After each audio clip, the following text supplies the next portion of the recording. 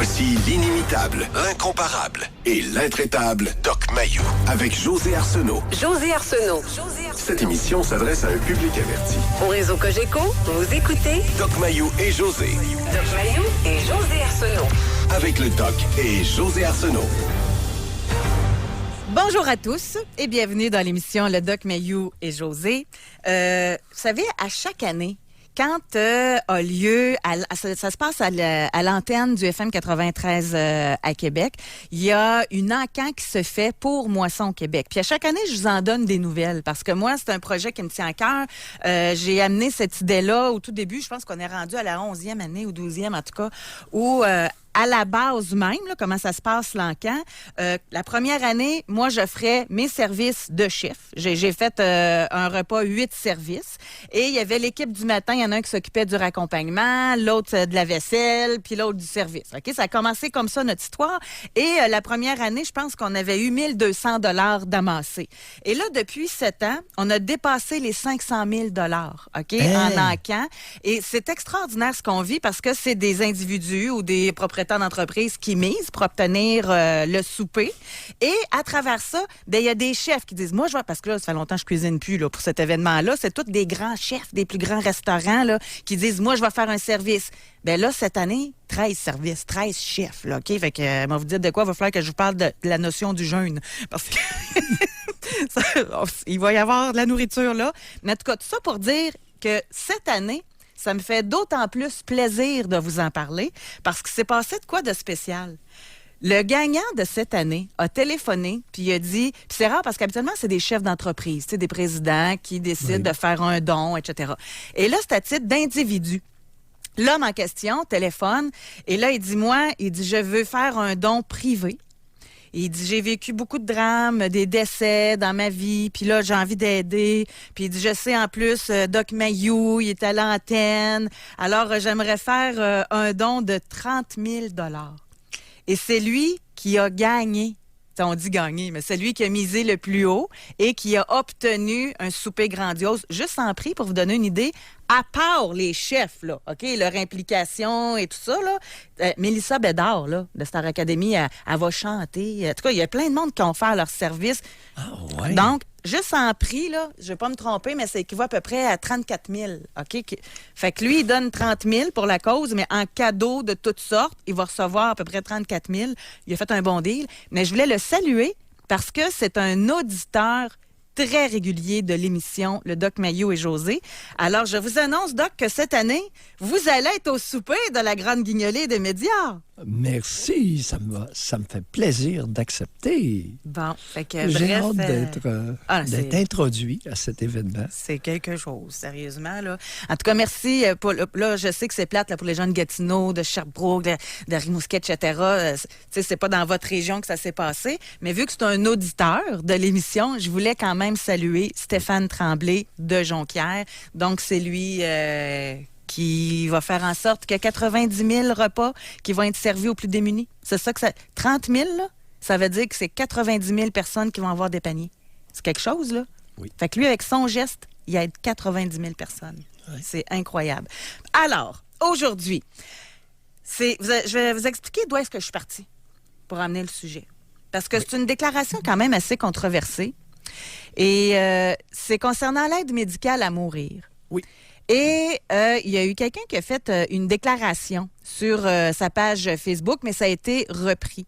Et c'est Luc Ferrandez, qui est l'ancien maire de l'arrondissement montréalais du plateau Mont-Royal. Il dit, jusqu'où pouvons-nous étendre le droit à l'autodétermination? Pourrions-nous, pour des raisons environnementales, sociales, économiques, décider que nous voulons recevoir l'aide à mourir pour ne pas constituer un fardeau pour notre famille et la société en général? Donc, pour lui, le critère, ça ne devrait pas seulement être la souffrance, mais le fardeau qu'il représente. On arrête ça là. Moi, c'est venu me chercher beaucoup, ça. Parce que c'est extrêmement délicat.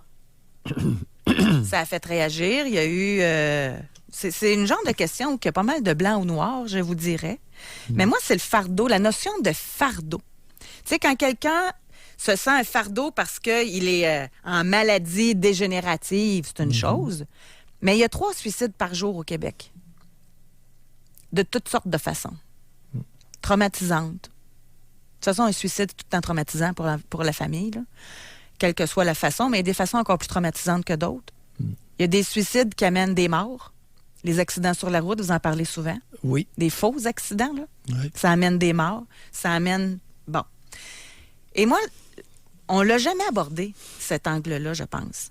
Est-ce que vous avez déjà eu l'impression d'être un fardeau pour votre famille, pour votre conjoint, vos proches? On n'ira pas dans la société, là. On va s'en tenir aux proches. Oui. Avez-vous déjà eu l'impression d'être un boulet? Et mon souhait, parce que vous le savez, moi j'aime beaucoup les films de Walt Disney quand ça finit tout le temps bien. Mon souhait, puis là on est dans les films de Noël en plus, ça finit tout le temps bien. Mon souhait est qu'on ait quelqu'un qui soit encourageant. Parce que je suis convaincue que s'il y a 3 tentatives par jour, il y en a 3 aujourd'hui qui vont le faire, il y en a 3 demain, il y en a 3 après-demain, puis dans le temps des fêtes, des fois c'est encore plus tough, là. Oui. Donc, il y a peut-être des gens qui vont être à l'écoute puis qui vont se dire OK, ça se peut s'en sortir. Ça se peut que je me sente comme ça, mais que dans 2 ans, ça va être différent, la vie, là. Vous avez le droit de me chicaner puis de me dire que la pensée magique, là, il y a de la pensée magique dans mon affaire. Non, mais moi, je suis c'est sûre que l'espoir. ça existe. Ben oui. Quelqu'un qui vit un bout de tough, Oh, oui. puis que là, finalement, il se dit ah, j'ai-tu bien fait de tenir bon? Aujourd'hui, regarde ma vie, j'aurais tout manqué ça. Fait que votre participation, si vous êtes dedans présentement, c'est sûr que vous pouvez nous en parler. Mais si vous l'avez vécu puis que vous en êtes sorti, j'aimerais ça aussi. Parce que souvent, dans ces gens-là, puis là, c'est vous qui êtes le spécialiste, mais ça doit être justement l'espoir qui tient en vie certaines personnes. Oui, effectivement, le taux de suicide est en augmentation chez les personnes âgées, entre autres. Et ça va devenir une cause de plus en plus fréquente de décès chez les personnes âgées, pour toutes sortes de raisons. La vieillesse peut être un naufrage, pas nécessairement, peut. Et il y a des personnes, il y a des personnes âgées qui vivent péniblement et qui ne sont pas intéressées d'aller plus loin. Je me considère privilégié de faire partie de cette discussion-là parce que il y a des individus qui connaissent pas grand-chose à ces problèmes-là et qui se prononcent gros gens comme devant et veulent imposer leur moralité personnelle.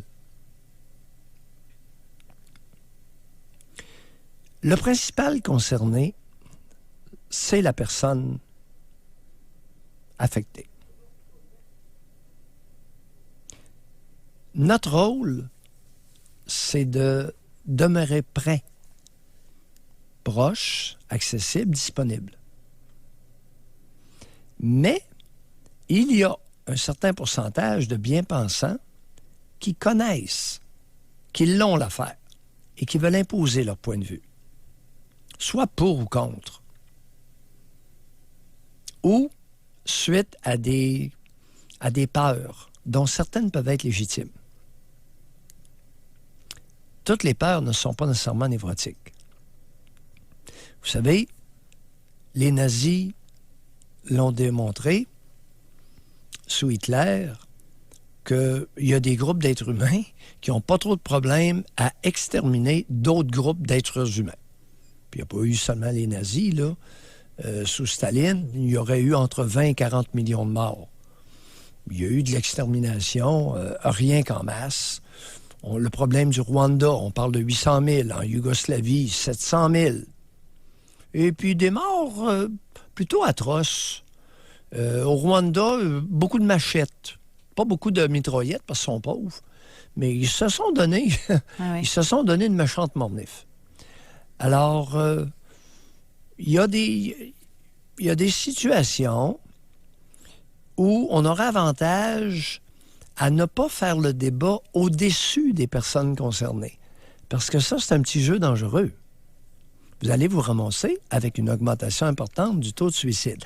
L'individu qui est affligé, puis qui écoute les bien-pensants au-dessus de lui, qui veulent décider à sa place, est-ce que tu savais que ça peut augmenter son désespoir de ne pas être impliqué dans l'échange, dans la conversation? Oh! Les oubliés ont tendance à désespérer beaucoup plus rapidement que ceux qui sont impliqués. Encore hier, j'ai dû faire taire une personne parce que je posais des questions à quelqu'un et c'est quelqu'un d'autre qui répondait. J'ai été un peu ferme. J'ai dit, je viens de poser une question à l'autre, pas à toi. Après 2-3 tentatives de permettre à la personne affligée de parler, de s'exprimer, l'autre, nerveusement, peu importe les raisons, voulant bien faire, pleine de connaissances, s'offrait. Pour répondre à sa place. Au détriment de la personne. Non. C'est assez. Après 3 avertissements, là, et souvent, je monte le ton. Quand quelqu'un ne comprend pas après 2 coups, là, le 3e, là, je suis un peu... Non, vous êtes capable. Je suis un peu capable d'être... Hey, fait 3 fois, là. Et après ça, la 4e, c'est la portée là. Oh! Tu sais? Alors, tout ça pour te dire, la personne affligée a droit de citer, a droit de parole. C'est ce qu'on fait aujourd'hui. Là. Je veux bien qu'on moralise au nom de la société puis qu'on veuille établir des grands standards de comportement. Pas au détriment ou en demandant aux personnes concernées de s'abstenir.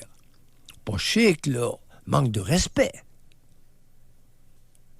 Mais ça prend des gens pour en discuter, pour établir des règles.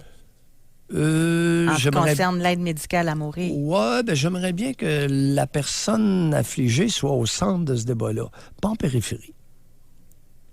Les règles, les grandes règles des bien-pensants, généralement, j'ai très peu de respect pour ça. Beaucoup plus de respect pour les personnes, pour les règles qui impliquent les personnes concernées. De très près. Non, mais pour faire... Et l'entourage. Je m'exprime sûrement très mal, là, mais c'est parce que l'aide médicale à mourir, ça a commencé par une étape. Là, il y en a qui suggèrent d'élargir. Mm-hmm. Mais pour l'élargir, il faut en discuter. Oui. C'est ça que je veux dire, pour établir des normes, établir qui a droit à ça dans notre société. Les établisseurs de normes m'inquiètent beaucoup plus que les personnes affligées. Les mesures autoritaires, dictatoriales, moralisatrices. Parce que de toute façon, règle ou pas, ceux qui veulent s'enlever la vie le font. Bon, merci. Non, j'ai pas fini. Non, remerciez-moi pas. OK. Sauf que ça pourrait, tu sais, encore là, si c'est discuté, si on dit, d'accord, on va accompagner de façon encadrée, ben il n'y aura plus de cervelle exploser ses murs qu'un petit gars de 8 ans va trouver peut-être en arrivant chez eux. Il n'y aurait peut-être pas une famille. Il va en avoir moins. Exact. Il va en avoir moins. Exactement. Alors, c'est ça mon but, point. Le C'est but, ça ce mon n'est point. pas d'éradiquer. Vous savez, si vous voulez réduire le taux de suicide, ça, c'est un exemple de comportement dangereux pour une collectivité. Réduire les accidents de la route à 0 et réduire le taux de suicide au Québec. Un suicide, c'est un mort de trop. Ça, si vous avez cette philosophie-là, vous êtes dangereux. Nécessairement. Vous êtes dangereux. Vous ne tenez pas compte de la réalité humaine. Vous n'impliquez pas les personnes concernées. Vous augmentez de beaucoup le taux de frustration. Mais moi, je pense même pas que ça va faire baisser. Je pense même pas que ça va faire... Peut-être un peu, parce qu'à partir du moment qu'il y a une prise en charge, peut-être que là, ça va amener une aide, tu sais. Bon, mais moi, l'objectif, c'est drôle, hein? Je pense aux proches. Oui. Tu sais, leur permettre... Moi, je vais vous raconter quelque chose qui m'a touché beaucoup cette semaine. Allons-y. C'est quelqu'un que je connais. Elle, son père a demandé l'aide médicale à mourir. Oui. Cause de maladie. Oui. Là, j'ai vu des photos d'elle avec son père, leur dernier repas, avec la famille. c'était beau. Puis elle l'a dit, j'ai eu la chance de vivre les derniers moments avec mon père et ça m'a vraiment touchée, ça. Tu sais, ça a été fait respectueusement. Elle a de la peine. C'est pas facile pour elle. Elle a respecté le choix de son père qui voulait prendre l'aide médicale à mourir. Ça s'est fait tout en respect, tout en douceur, en tout cas, de ce que j'en sais. Tu sais, selon moi... Ça les regarde. Le chemin qu'ils ont pris les regarde jusqu'à un certain point. Maintenant, c'est pas mon style de chemin. Je n'ai pas à imposer ma façon aux autres. Puis en te faire éclater la cervelle, là. Ah ben oui. Mais c'est ça, je veux dire. Ben oui. C'est ça, quand je parle d'encadrement, là, ça me fait penser, je vais tenter d'expliquer ça différemment, les piqueries, là, les centres de piquerie. Là. Oui. Et le monde se drogue autant, là. C'est juste qu'ils ont une place. Au lieu d'être partout dans la ville, là, ils ont une place. Là. Oui. C'est comme encadré. Oui. Tu sais, c'est un peu le même genre, là, dans ma réflexion, ce que j'en suis présentement. Mais là, aujourd'hui... Et ça permet quoi? Ça permet quoi, la piquerie? Une piquerie avec fourniture de seringues permet d'intervenir. C'est ça, exactement. Au lieu qu'il soit dans les fonds de cours, dans les ruelles. C'est ça. Mais il a fallu qu'on le mette en place. Bon. Comme là. Oui. C'est juste ça. Ça permet une intervention. Point. Exact. Là, il est 9h46. Fait que donc, on va parler aujourd'hui, oui, justement comme vous le souhaitez, qu'on parle aux personnes affligées. Avez-vous l'impression d'avoir été ou d'être un boulet ou, comme on le mentionnait, un fardeau pour vos proches? Là, on va aller à la pause. Au retour, nous avons déjà Karianne, Maggie et Dani qui sont en ligne pour nous parler. Pour nous rejoindre en studio, 1-877-670-9330 ou par texto au 25-226 FM 93. Il est 9h51. C'est un sujet qui est lourd aujourd'hui, mais je pense qu'il est nécessaire. Et on veut savoir si vous êtes déjà senti comme un fardeau pour vos proches, pour votre entourage. Karianne nous appelle de Montréal. Bonjour, Karianne. Bonjour. Oui, bon matin. Oui. Je suis au travail, donc je vais devoir me dépêcher parce que ma pause, elle est terminée pendant que j'attendais sur la ligne. Là. Oui. Moi, j'ai eu... disons, des parents qui n'ont pas fait en sorte que je me sente bien dans ma peau et que j'aille vers eux lorsque je vivais des situations difficiles. Donc, ça me fait en sorte que j'ai vécu de l'abus d'un point de vue sexuel à mes 18 ans. Pardon, j'ai pas entendu. Abus sexuel? Abus sexuel? À 18 ans. Oui, à 18 ans, oui. Par une personne avec qui j'avais des rapports réguliers, mais qui a pris pour acquis cette soirée-là, puis qu'il me forçait à faire des choses avec un de ses amis en plus. Oui. Je sais que si j'avais eu confiance en mon père, j'aurais pu l'appeler, puis les affaires viennent me chercher. Je suis dans une situation pas agréable. Mais c'était pas le cas. Oui. Donc, peu de temps après, en étant seule avec ça, j'ai fait une tentative de suicide. Oui. Par pendaison. Mm-hmm. L'acteur de lâcher. Oui.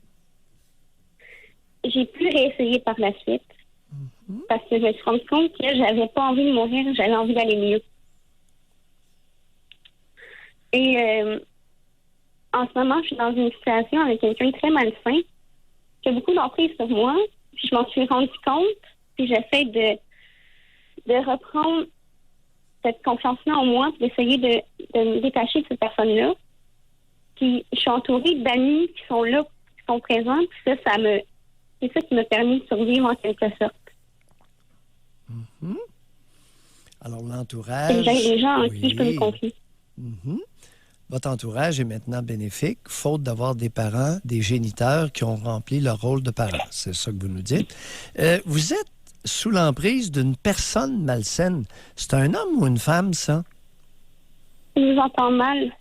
Vous nous avez dit que vous êtes sous l'emprise d'une personne malsaine. Oui. Est-ce un homme ou une femme? Un homme. C'est un homme. Qui a quel âge, Karianne? J'ai 30 ans. Un homme de 30 ans. Et vous avez quel âge? J'ai 25 ans. Vous avez 25 ans. Oui. Est-ce que vos amis peuvent vous aider dans le présent contexte? J'ai un ami qui ce soir va probablement m'aider à aller au poste. OK. Ah, bon. OK, c'est à ce point-là? Oui. Vous avez quelque Oui, chose... j'ai ramassé des preuves parce que c'est quelqu'un qui a abusé de moi, puis qui a été très colérique. Puis quand j'ai commencé à mon père qui arrive au coup, j'ai coupé la relation. J'ai été en parler à mes amis, puis j'en ai même parlé à mon père. Puis je me suis rendu compte que lui aussi était là pour moi. Fait que ça m'a rassurée. Ouais. Alors, vous êtes en train J'ai de... l'impression que là, il y a des gens qui sont là pour m'aider. Bon. Alors, peu importe Allô? l'âge qu'on... Oui, peu importe Oui, ok, l'âge pardon. qu'on a, peu importe l'âge qu'on a, la présence de l'entourage peut devenir très importante, n'est-ce pas? Oui. Surtout Oui. lorsqu'une femme est aux prises avec un malabar. Oui.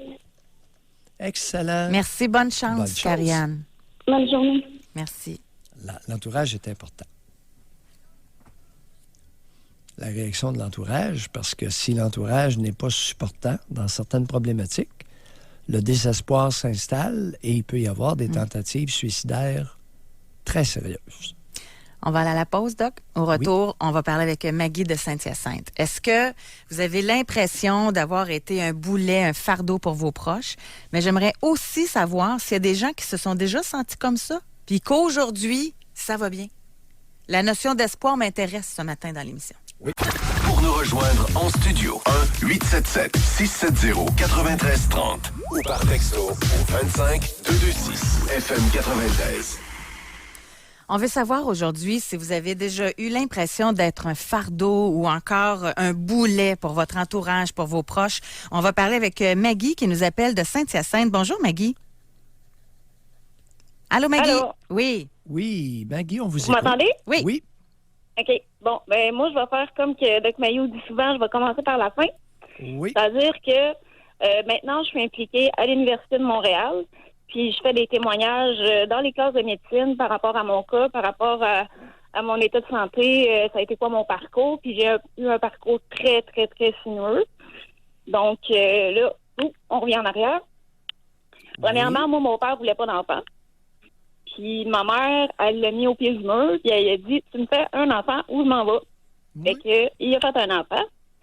Puis sa plus grande peur à lui, c'était d'avoir un enfant malade. Puis malheureusement, c'est ça qui est arrivé. Fait que moi, quand je suis née, Maggie, juste avant, c'est qui Oui. vous a dit ça, que votre père ne voulait pas d'enfant? les deux.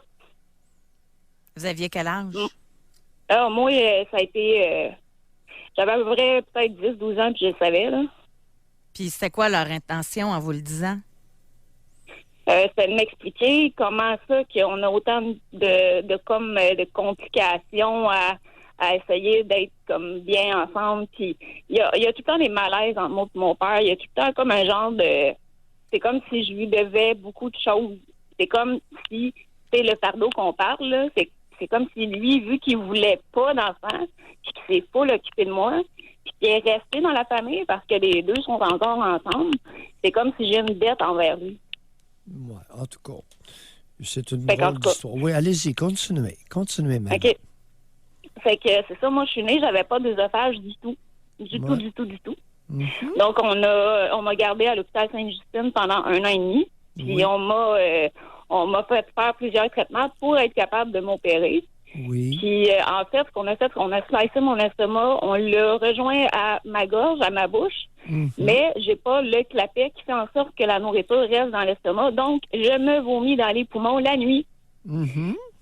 Fait que quand j'étais jeune, quand j'étais petite, c'était pire que pire. Oui. Mes reflux gastriques étaient très mal contrôlés, puis c'est ça qui ajoutait tout le fardeau à la famille, parce qu'on avait toute de la misère à composer avec ça, là. Oui.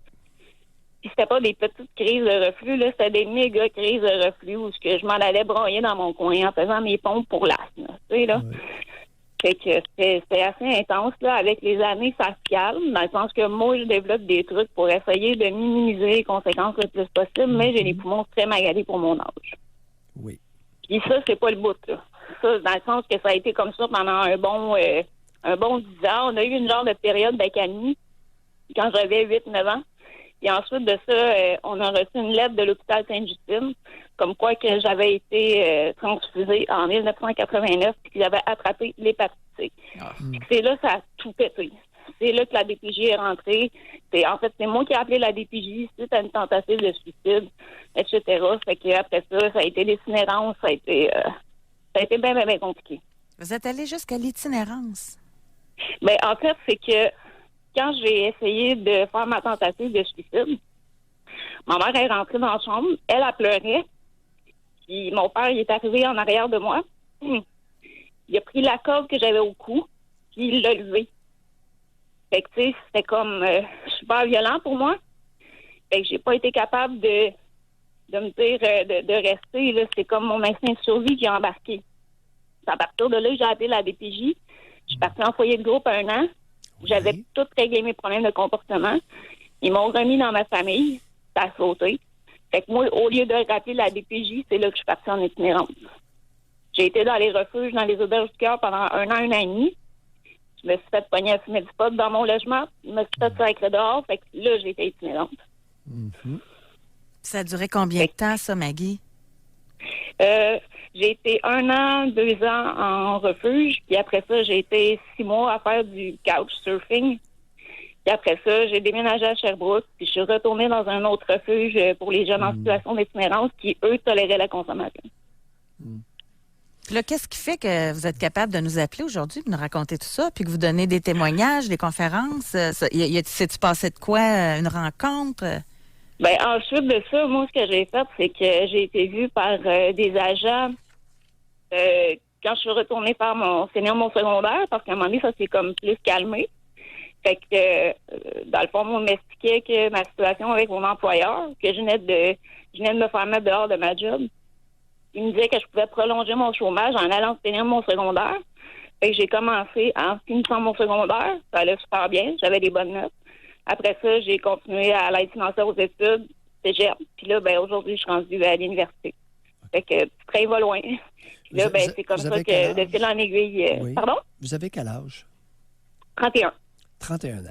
Maintenant, Oui. vous avez mentionné quelque chose de façon très anodine. Vous dites que votre père a levé la corde. Oui. C'est quoi cette affaire-là? Je vous entends pas, là. C'est quoi cette affaire-là? Votre père a levé La corde, c'est que moi, j'avais une corde à l'entour du cou parce que je venais d'essayer de me pendre. Puis lui, pour me faire peur, pour plus que je recommence jamais, il a levé la corde, puis il m'a engueulé, puis il m'a dit « M'a dompté, moi, tabarnak ». Bon, là, c'est plus clair. Et ouais. Il a levé la corde pendant combien de temps? Oh, c'est dur à dire, là. En situation de panique, ça a duré entre 2 et 5 secondes. Ça n'a pas laissé de marque physique, mais c'est sûr que moi, ça m'a mis dans tous mes états, là. La semaine d'après, il ne voulait plus que j'aille à l'école. Il voulait me retirer de l'école parce que quand j'allais à l'école, je consommais. Ouais. Fait que c'est là que j'ai appelé la DPJ. Et puis, j'aime beaucoup. Est-ce que vous pourriez répéter la phrase qu'il a dite? Êtes-vous bien certaine que ce sont les propos? C'est ça qu'il a dit. Va te dompter, moi, tabarnak. Oh, c'est très paternel, ça. C'est exactement ça que je me disais. C'est très paternel, Maggie. Vous êtes bien tombé. Ouais. Vous êtes bien tombé comme géniteur, n'est-ce pas? Quelle relation avez-vous avec lui maintenant? J'ai coupé les ponts. Oh, depuis quand? Depuis 3 ans. Depuis 3 ans. Ouais. Et quelle est sa réaction? Et quelle est sa réaction à lui? Le fait Il me dit qu'il me respecte. Je te respecte. Oh, que c'est beau à entendre! Maggie, c'est touchant. C'est touchant. Venant d'un homme qui a tiré sa corde pour essayer de prendre sa fille, pour la dompter, c'est... Oh. Exactement.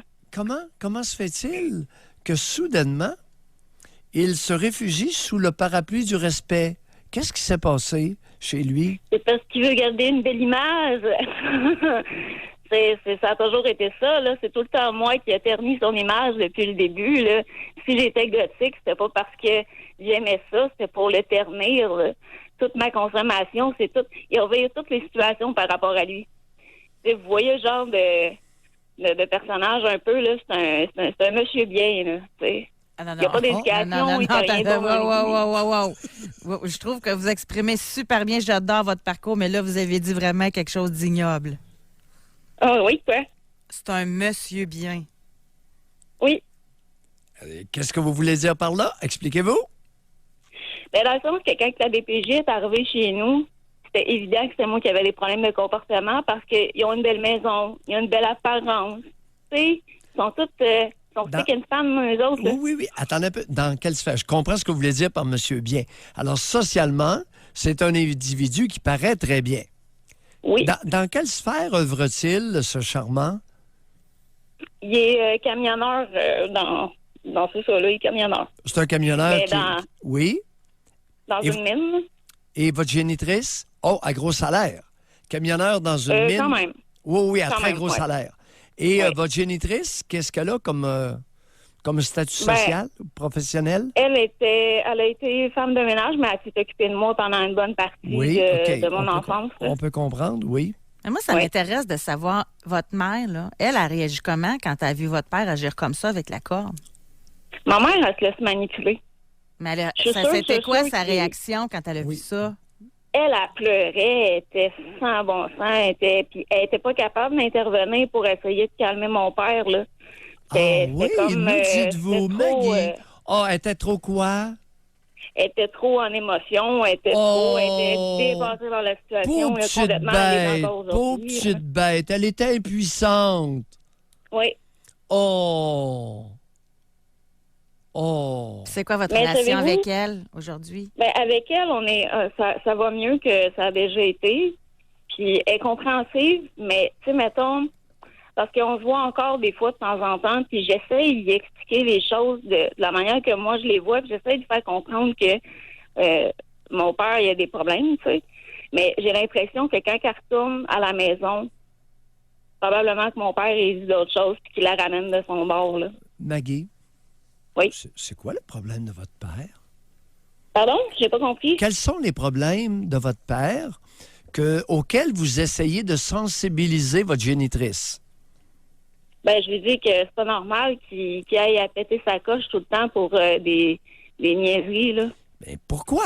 Êtes-vous allé plus loin dans votre démarche d'inquisition? Ben oui, je lui ai tout dit ma façon de voir, puis je ramène l'incident avec la corde, là, qu'elle a dit, mais oui, mais qu'est-ce que tu voulais qu'il fasse d'autre?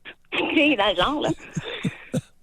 Mais c'est ça, j'y ramène Ok, souvent, là, des fois, oui. on boit, j'y ramène l'incident avec la corde, mais on dirait qu'il y a quelque chose, là, qu'elle comprend pas, là. Elle est pas capable. C'est peut-être la culpabilité.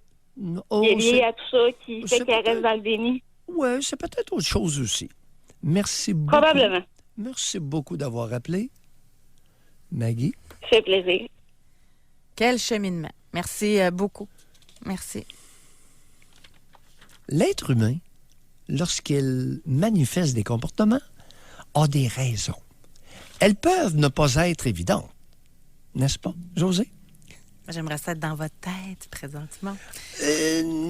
J'aurais aimé ça avoir la chance d'écouter plus longtemps, Maggie. Ça aurait pas été trop long qu'on aurait découvert quelques aspérités chez le monsieur bien. Si on savait tout là, sur les monsieur bien. Ben oui, il a simplement tiré sa corde pour vous la dompter. En tout cas, moi, personnellement, là, Oui. je salue la force de caractère de Maggie, Ah oui.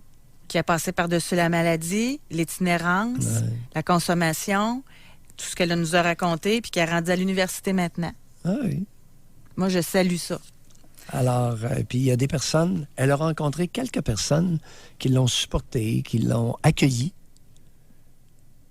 Vous savez, la morale de l'histoire, l'être humain tolère très mal la solitude, l'isolement.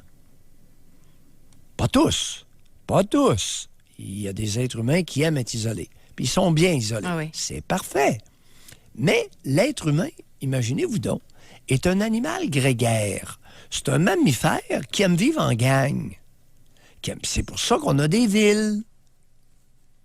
Autrement, on vivrait en campagne. Comme les ours polaires, on aurait notre territoire, puis on aurait notre isolement. Mais, comme les troupeaux de chevaux, ils vivent en collectivité. C'est un animal grégaire qui a tendance à s'agréger. Mais s'il n'a pas cette possibilité-là, grégoriale, bien, il peut devenir très bouleversé. On va s'arrêter, on va aller à la pause. Au retour, on s'en va en Mauricie. Aujourd'hui, on veut savoir si vous avez déjà eu l'impression d'être un boulet, d'être un fardeau pour vos proches. Au réseau Cogeco, Vous écoutez Doc Mayou et José Arsenault. cette émission s'adresse à un public averti. Jusqu'à 11h, vous écoutez Doc Mayou et José Arsenault. Avec le Doc et José Arsenault. Aujourd'hui, dans l'émission, c'est sûr que ça amène une lourdeur, là, parce qu'on parle de gens et on veut avoir des témoignages de gens qui se sont sentis comme un boulet, comme un fardeau. Et on a des histoires, évidemment, dramatiques. Là. Tu sais, quand c'est rendu que tu te sens un fardeau pour tes proches, c'est sûr que c'est pas évident. Je veux également raconter quelque chose parce que quelqu'un, juste avant d'aller au téléphone avec Patrick, là, nous avons reçu des textos. Et là, c'est une demande d'aide. Aidez-moi. C'est étrange que vous parliez de suicide. Je suis allée visiter ma mère hier. Je la visitais car elle n'allait pas bien. Sa mère est décédée il y a quelques mois. Elle est épuisée au travail, etc. C'est mon père inquiet qui m'a mis au courant qu'elle n'allait pas bien. Mon frère était là et en quittant, il a pris ma mère dans ses bras et lui a dit « Je t'aime, fais pas de conneries ». Donc, je parle avec ma mère et je lui demande ce qu'elle voulait dire. Elle m'a avoué avoir des idées suicidaires depuis quelques semaines. Je ne sais pas quoi faire. Bon. Je l'ai écoutée, je lui ai demandé si elle avait accès à des ressources au travail. Elle m'a dit avoir le numéro de téléphone hier, aidez-moi. J'ai toute la journée devant moi, je n'avais pas la tête à aller au travail, j'ai pris congé. Bon, la fameuse histoire des numéros de téléphone, je commence à être un peu tanné. Je commence à trouver ça un peu élevé.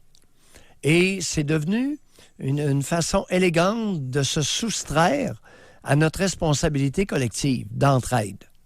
Ben oui, tu as le numéro de téléphone. Bon, madame, vous prenez votre mère et vous l'amenez chez son médecin de famille d'urgence. Un médecin qui la connaît pas à l'urgence. Médecin de famille d'urgence. Vous appelez la secrétaire, puis vous lui dites le nom, puis vous dites « Ma mère va pas bien, pourriez-vous, à la première cancellation de rendez-vous, faire en sorte qu'elle soit vue par le médecin de famille qui, lui, la connaît, va l'écouter, sait ce qu'elle prend comme pilule. On n'a pas d'avance, là, José. Ah, j'aime ça, c'est du concret, ça, là. Les maudits numéros de téléphone avec des étrangères qui connaissent à peu près rien à rien, ça donne près de rien. Bon.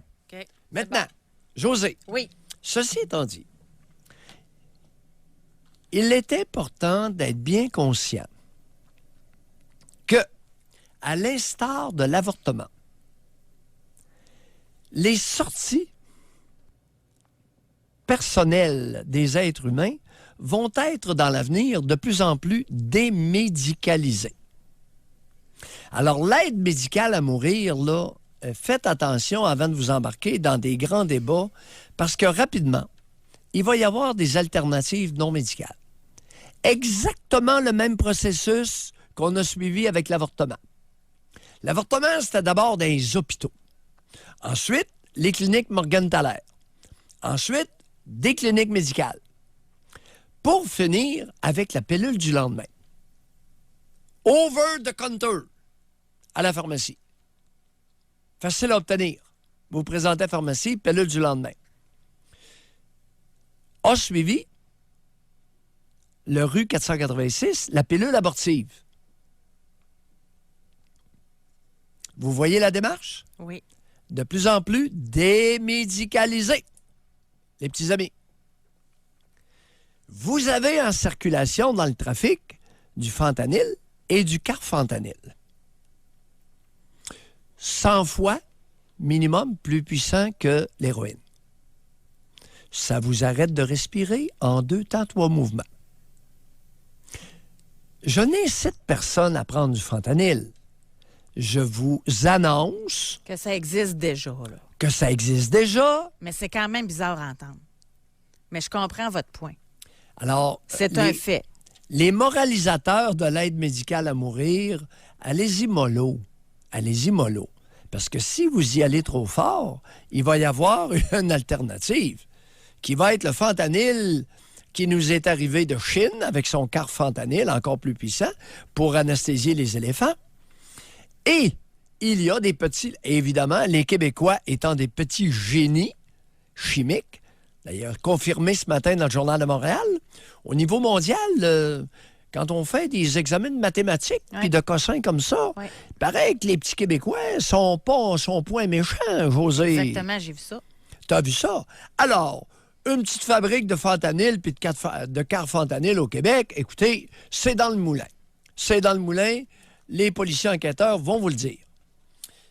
Tout ça pour, revenons un peu plus sérieux, soyons accueillants, délicats, pas trop de morale, tu sais, normes souples. Non, mais j'aime on discute. l'aide que vous avez amenée à notre auditrice, là, je trouve ça intéressant. Parce que si ça l'a tellement affecté qu'elle a décidé de prendre congé aujourd'hui, fait que de sa journée de congé, ce qu'elle doit faire, c'est de téléphoner au médecin de famille. Non, à la secrétaire. Ben oui, mais... À la secrétaire du médecin de famille. Il répond jamais, c'est ça que je voulais dire. Tu téléphones à la clinique, tu téléphones, puis là, tu prends rendez-vous d'urgence. Ben, on explique, mesdames, respectez la secrétaire du docteur. Est-ce qu'il y a quelqu'un qui a déjà dit ça sur la place publique? Respectez la secrétaire du docteur? C'est rendu, saviez-vous ça, que dans des cliniques, quand tu appelles, il y a un petit message préenregistré qui dit « Restez poli avec la secrétaire. C'est rendu de même. Fait que c'est pour vous dire que pour qu'ils prennent la peine d'enregistrer ce message-là, il y a des secrétaires qui ne l'ont pas effacé. Ça, c'est sûr. Respectez la secrétaire du docteur. Ben, sinon, d'après moi, votre rendez-vous va être plus loin, pas mal, si vous ne la respectez pas. Ils ont ce pouvoir-là, d'après moi. On va aller en Mauricie, on va parler avec Patrick. Bonjour, Patrick. Oui. Bonjour, Doc. Bonjour, José. Patrick. Oui. Pour faire une histoire courte, moi, je me sentais un boulet parce que je prenais de la drogue à taux de bras. Fait que mes idées étaient comme mêlées un peu, puis je me sentais un boulet pour ma blonde, pour mes enfants, pour mes parents. Disons que la vie était noire. Un soir, je me suis accroché la corde au cou. Oui. Chance, la corde à péter. Ouais. Et puis, excusez l'expression, j'ai eu un sauveur. 2 jours après, j'avais un rendez-vous avec vous, Doc. Puis, personnellement, moi, vous m'avez sauvé la vie. Ou sinon, si vous n'auriez pas été là, je ne serais pas là. Puis, c'est à peu près mon histoire. Puis aujourd'hui, là, tout va bien. Comme tout le monde, là, il y a des petits problèmes, mais je suis capable de les surmonter. Je suis capable de faire face à la vie. Qu'est-ce que je n'étais pas capable de faire avant? J'aime tellement votre message. Et de un, parce que je trouve ça intéressant pour Doc Mayou d'avoir votre témoignage, mais c'est exactement le genre d'histoire que moi, j'espérais entendre. Vous avez pogné le bas, là, comme on dit, pogné le mur. Puis là, aujourd'hui, votre vie va relativement bien. Oui. Oui, aujourd'hui, là, je suis fonctionnel, je fais toutes mes affaires, puis, j'ai une très grosse reconnaissance envers le Doc. Merci. Le but de l'émission, c'est tout de même pas ça. Là. Prenez pas l'habitude, mais ça donne que ça arrive, qu'on fait des bonnes choses. Ouais. Merci beaucoup, Patrick. Vois-tu, mon rôle, José, c'est d'aider les personnes à s'aider. À un moment donné, le désespoir, c'est ça. C'est une espèce de démission sur ses capacités personnelles.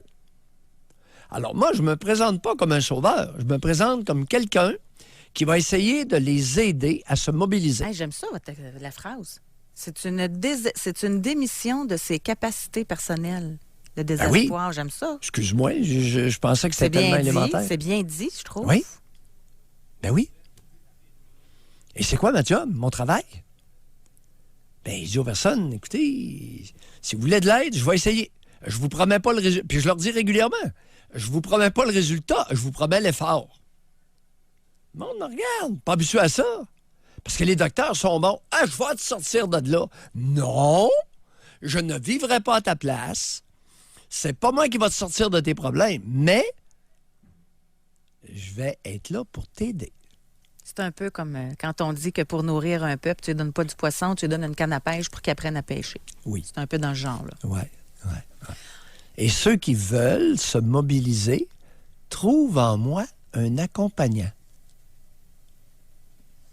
Nous allons à la pause sur ces belles paroles et allons revenir au téléphone avec Marie-Josée. On veut savoir si vous êtes déjà senti comme un boulet ou un fardeau pour vos proches. Pour nous rejoindre, rejoindre en studio. 1-877-670-9330 ou par texto au 25-226 FM 93. Nous retournons au téléphone parler avec Marie-Josée de Québec. Bonjour, Marie-Josée. Bonjour, je m'excuse, je suis un peu nerveuse. Ça fait quand même des événements assez récents. Oui, bienvenue, Marie-Josée. Donc, allez-y. Merci.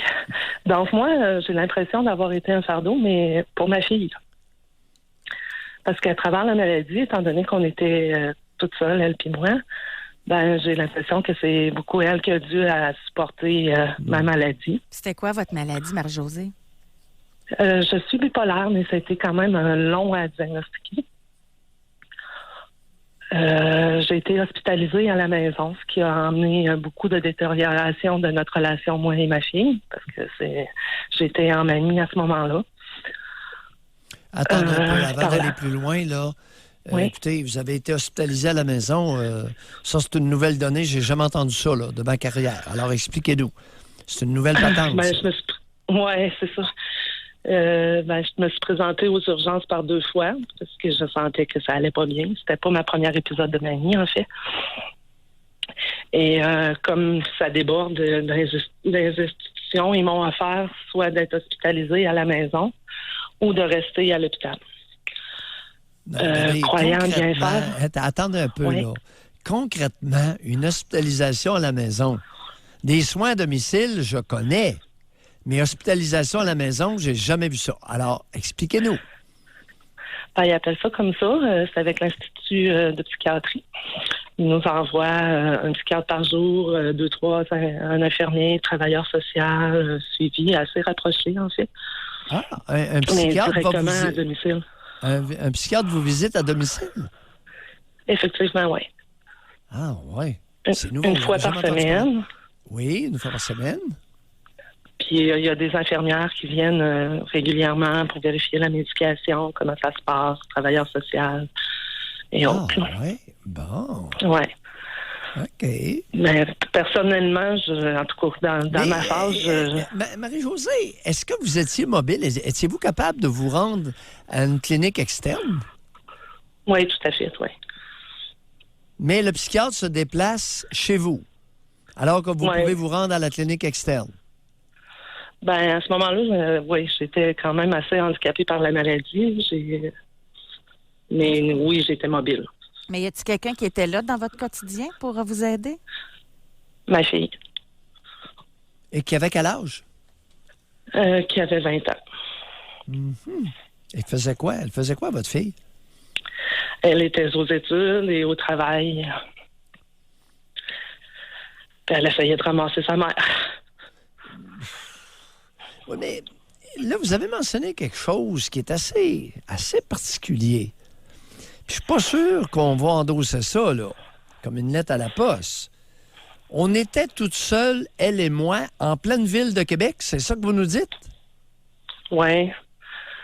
Expliquez-nous ça. Comment avec les ressources, là, mais je veux dire, moi, j'ai perdu beaucoup d'amitié à travers ma maladie. Puis je me suis renfermée, isolée. Vous avez quel âge, Marie-Josée? 50 ans. Vous avez 50 ans. Puis c'est arrivé il y a combien d'années? Votre fille est rendue à quel âge, elle-là? On est rendue à 23. Ça fait 3 ans. C'est pour ça que vous disiez que c'était assez récent. Hein? Attendez un peu, là. L'hospitalisation à la maison, je serais curieux de combien d'heures par jour, quels étaient les arrangements qui mobilisait votre fille?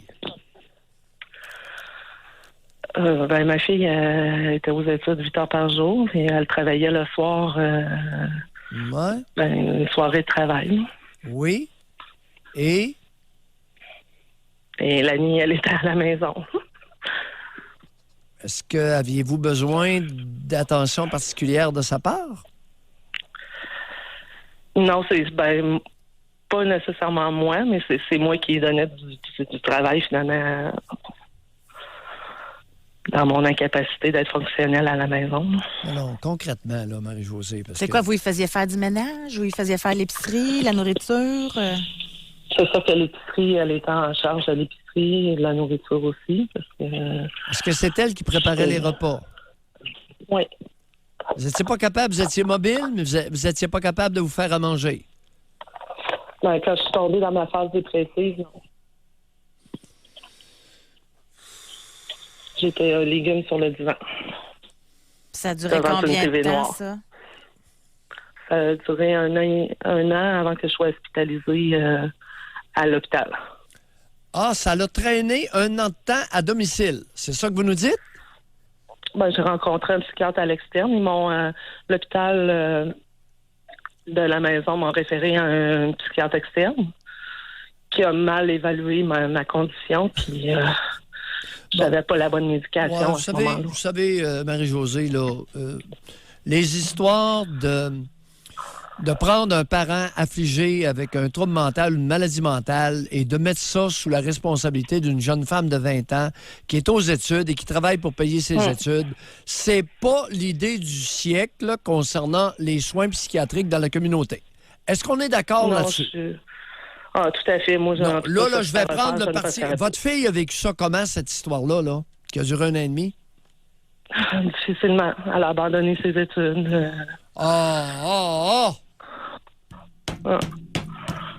Au sus et au vu de l'équipe soignante? Oui. Elle trouvait... Elle avait-tu un suivi? Passé. Elle avait-tu un suivi? Non. Elle n'avait aucun suivi. Écoutez, vous l'avez dit en ondes. Vous l'avez dit, on passe aussi sur Québec. Alors, il y a des individus qui, parfois, font des démarches bien intenses. L'enfer est pavé de bonnes intentions, Marie-Josée. Ça s'appellerait le programme SIM. S-I-M. C'est un programme de l'Institut universitaire de Québec. Ce programme-là. Quelqu'un qui nous a écrit ça. Il y a des personnes du programme qui auraient avantage. Est-ce qu'on vous écoutait lorsqu'on vous visitait là, à domicile? Est-ce qu'on vous écoutait? Est-ce que vous leur avez raconté ce que vous venez de nous raconter en ondes? Oui. Puis, ils ne rencontraient pas ma fille, mais elle ne coopérait pas non plus. Elle ne voulait pas être rencontrée. Ah, ben c'est de sa faute, Josée. On le sait. Déjà, c'est un signal en soi. On le sait, c'est de la faute de la fille. Elle ne voulait pas rencontrer les savants intervenants. Marie-Josée, merci d'avoir dit. Et comment aujourd'hui ça va, là? Pour vous dire que c'est ça, aujourd'hui, je suis rétablie, j'ai une bonne médication, ma fille va bien, tout va pour le mieux, je suis apte et je suis au travail à temps complet. Puis votre fille, elle a-tu recommencé l'école? Non, mais il y a des projets de le faire à distance. Okay. Dans votre trouble bipolaire, alcool, drogue? Non, aucunement. Pas de pinot? Non, surtout pas. J'ai de la médication en masse. Je voudrais pas mélanger avec autre chose. Non, dans votre passé, pas maintenant. Dans votre passé? Quand j'étais ado, oui. Oui, qu'est-ce que vous avez fait, ado? J'ai pris du pot, de l'acide, de la messe, de la coke. Tout ce qui n'a pas dû aider à mon état actuel. Oui. Et votre fille? Lui avez-vous dit ça? Ma fille, elle l'a jamais consommé. Est-ce que vous lui avez raconté vos brillantes escapades dans la dope? Oui, elle est au courant de tout ça. Elle est au courant, puis on en rit, n'est-ce pas, Marie-Josée? On essaye de prévenir. Pourquoi vous lui avez dit ça? Pour qu'elle soit justement au courant. De toute façon, je pense... je pense que c'est à partager même avec toute la communauté que c'est de la scrap puis ça peut défaire une santé mentale. Oui, il faut surtout en rire puis s'en vanter, n'est-ce pas, Marie-Josée? Non, pas du tout. Bye. Merci. Bye. Qu'est-ce que ça peut faire pour qu'on le comprenne? Là? Je comprends que c'est pas l'idée du siècle d'en parler, mais ça peut avoir quoi comme effet sur sa fille qu'elle lui en ait parlé? D'infantiliser davantage la mère, d'attirer la pitié. Pauvre petite mère, tu sais. De rire, de banaliser. J'avais plus envie de rire, là. Ça semble être drôle, tu sais. Hey, du pot, puis de l'acide, de la mescaline, peut-être. On va poursuivre, Doc. On s'en va à Gatineau. On va parler avec Jean-François. Bonjour. Bonjour. Bonjour, M. Jean-François. Mailloux. Oui. Je vous écoute avec, c'est pas ma vraie mère, là, mais Marielle, 78 ans. Et elle apprécie tout ce que je vous dites. Moi, ma mère n'a pas été là. Ouais. Je me suis fait chipper dans un séminaire. Oui. À quel endroit? Chez les Oblats, à Hall? Non, au séminaire Sacré-Cœur, Oh, je ne connais pas celui-là. à Pointe-aux-Chênes, à côté de Pépineauville. OK. Puis, À quel âge vous avez été chippé au séminaire? 12 ans. Ben, c'était l'âge d'entrée au séminaire. Avez-vous fait un cours classique? Oui. OK. Quel âge avez-vous? Juste un instant, j'étais émotionnel. Quel âge avez-vous? 48. 48 ans? Ouais. Puis vous avez fait un cours classique à 48 ans? Ah non, quand j'étais jeune, là, j'ai fait mon Oui. l'université, j'ai un bac en administration. OK. Je savais pas J'ai que... perdu mon commerce, Oui. bicyclette de Hall. Pardon? Oui. Bicyclette de Oui, oui. Hall. Ah, ben oui, pas nécessaire de le C'était dire. un des plus gros vendeurs au Canada sur Oui. eBay et dans le monde. Et comment vous expliquez cette perte, ce fiasco commercial? Alibaba en Chine, Oui. l'économie régionale est plus bonne. Puis c'est ça. Est-ce qu'il peut y avoir d'autres raisons? Oui, je bois. Bon, merci. Vous en avez combien de prix, là, depuis ce matin? 3 quoi? 3 bières. 3 bières. À partir de quelle heure vous commencez? Je suis honnête avec vous, là. Parce Ben que là, oui, il est je le 10h, sais. il est 10h43. À partir de quelle heure vous commencez à boire, Jean-François? Ben là, dernièrement, quand je me lève, j'ai fait... faut que je félicite le pavillon Pierre Pilado Oui. à Val-David. Ils sont super bons. La maison Jean Lapointe. Ah, ils sont tellement bons Ah que oui. vous prenez 3 bières avant de nous appeler en ondes. Ça marche pas, là, votre intérêt. Ça ferait pas, là, pareil. Oui, oui. Mais vous en avez pris combien hier?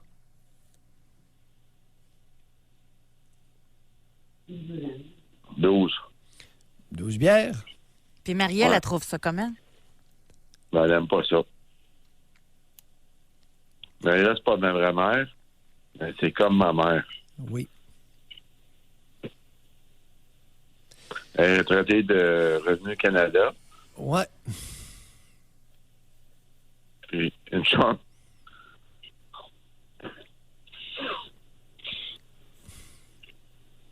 Une chance que je l'ai eue. Est-ce que vous saviez que l'alcool déprime? Oui. Bon, vous savez ça.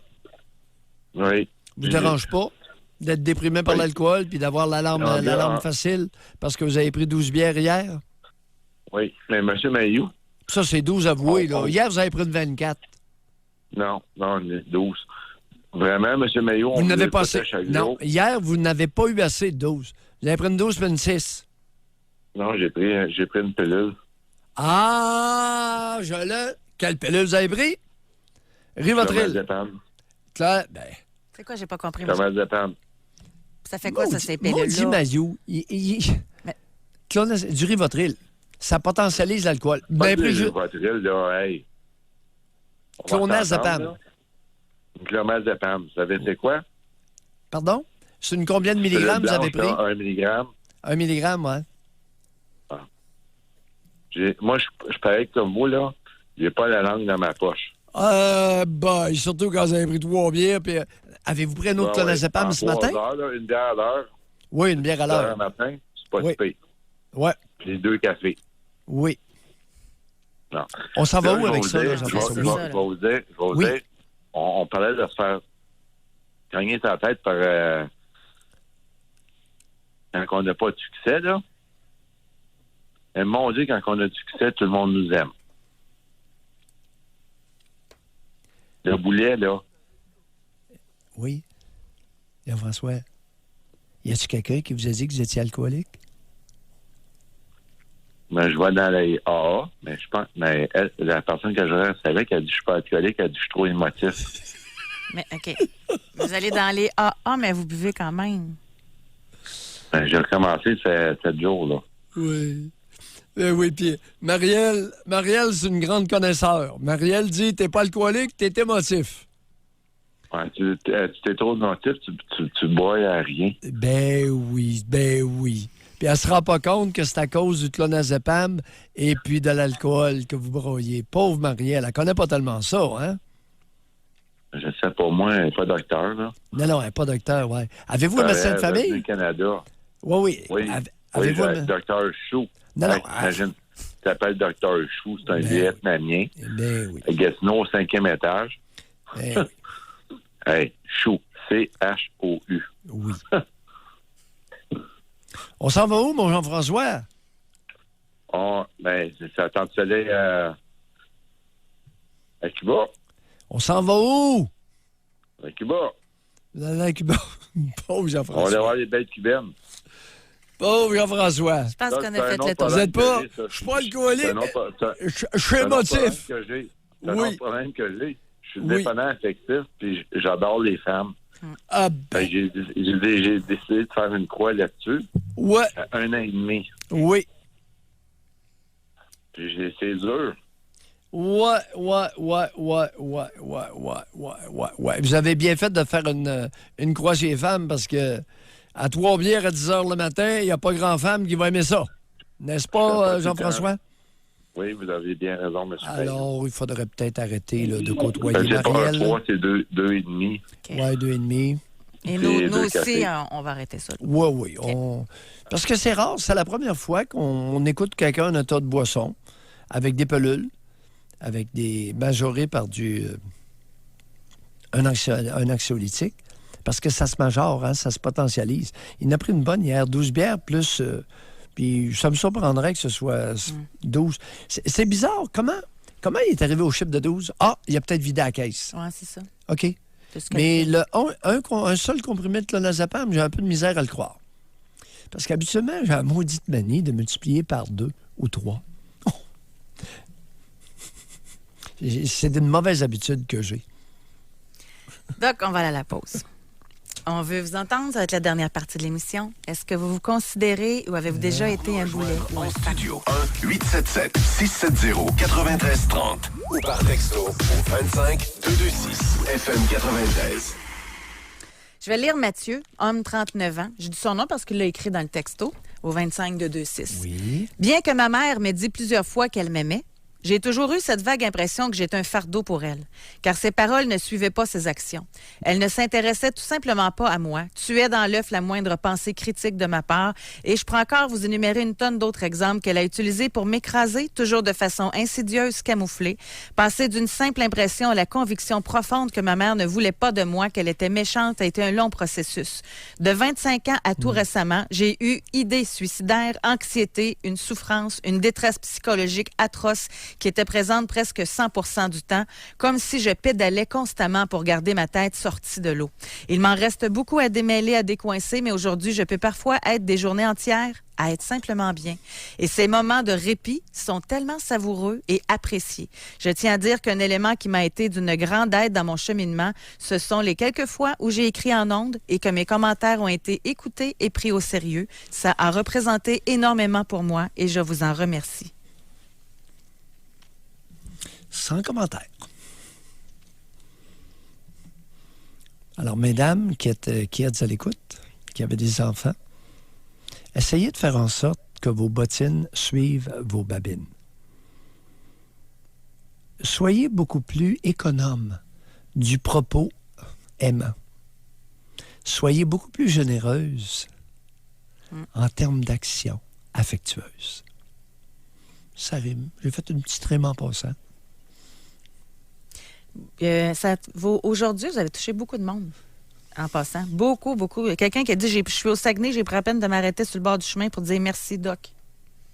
Fait que ça, vos propos d'aujourd'hui, particulièrement, là, c'est beaucoup de gens qui ont pris la peine de texter merci, Doc.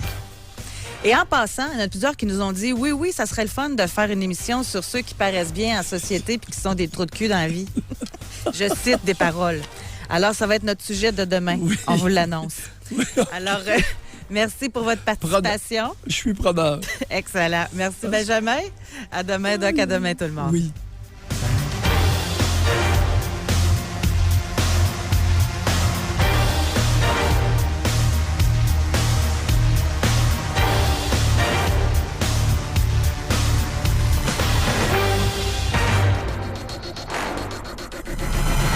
Soyez là demain, 9h30. Pour une autre édition du Doc Mayou et José. Avec Doc Mayou et José Arsenault.